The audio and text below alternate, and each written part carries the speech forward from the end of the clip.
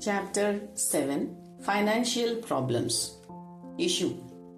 My family is going through many financial issues. There are limited resources available for pursuing higher education, and despite my strong desire to study, my family circumstances make it difficult for me to continue my education. Regardless of how hard I study, the prospect of being confined to the home in the future looms large. My aspiration is to be in a profession such as an engineer or doctor or an IAS officer, but the feasibility of these goals remains uncertain. Borrowing money for my education is not an option, as my family's situation will not allow me to. Furthermore, the chances of finding work after finishing my studies is questionable, making the circumstance even worse. These facts present an unfavorable outlook for the future. Given these challenges, how can I proceed with my studies? Elucidation. I have trouble understanding why money and education are closely linked. Do you have to be rich to have good education? Will poor people be left behind? Has anyone engrossed this on a stone? Please tell me. Why is quality education often linked to wealth? Shouldn't individuals who face poverty, struggling to meet their basic needs and work for daily wages, also have the opportunity to access the invaluable gift of education? Students facing these issues were silent when posed with this question. I have encountered this situation in many of my interactions with students. Dear children, if we look back, even in the old gurukuls or schools, there is no record of education which was based on how much money someone had. Whether a student was rich or poor, they were all treated the same and received education equally. This tradition continues in our government schools even today, where everyone is treated equally.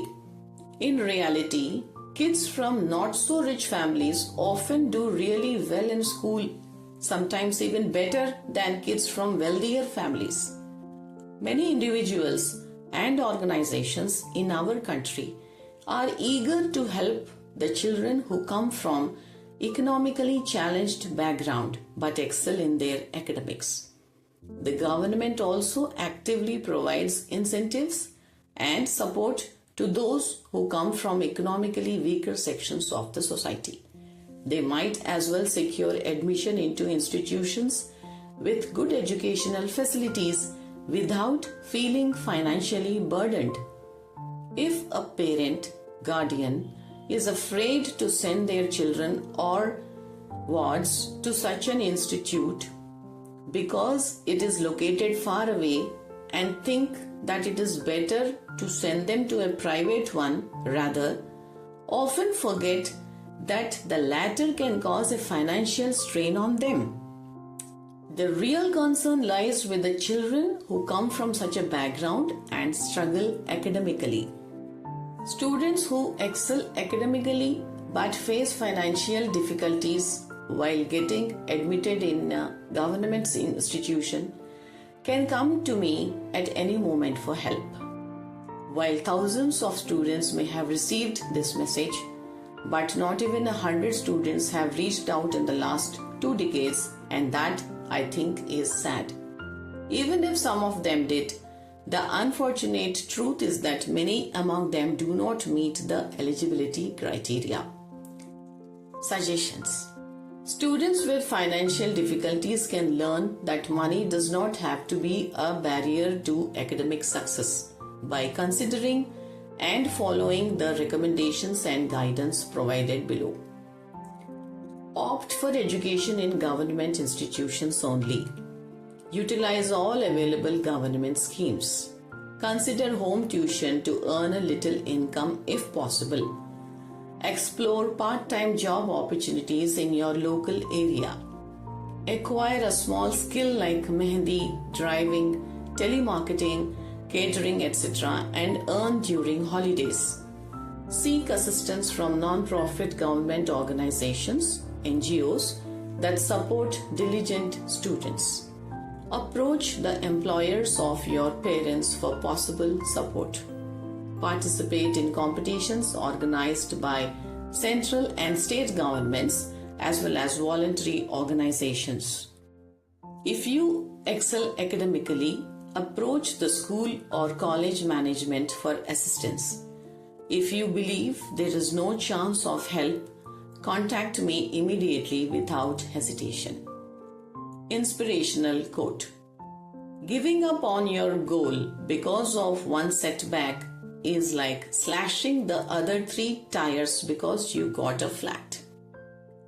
Inspiration: Sai Lata is a young woman who comes from a middle-class family comprising of her mother and her sister.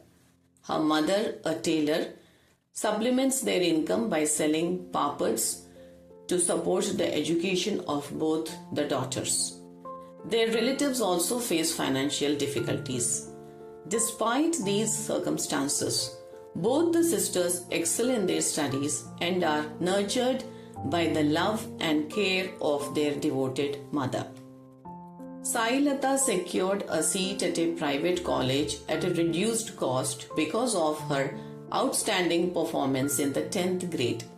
She has taken up a science course and aspires to become a doctor and had successfully completed her first year. However, challenges began to emerge. The management insisted that she must pay the full fees in the second year like the other students, leaving her unsure of what to do. Despite various attempts, they were unsuccessful at finding a solution. Fortunately, someone familiar with their situation suggested Abhaya Foundation. The young girl, full of dreams, arrived at Hyderabad in 2016. The foundation members provided her with much needed encouragement.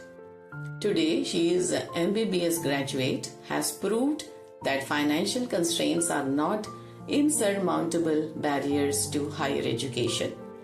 She has excelled in the NEET PG entrance test and completed MS Obstetrics and Gynecology. She didn't give up even when things got tough. She overcame all the problems with determination and hard work. And now, she is in a position to assist 10 such students who do not have a lot of money. True key to learning is a focused mind. With determination, one can overcome hurdles and seek education, demonstrating that the desire to study outweighs the need for money.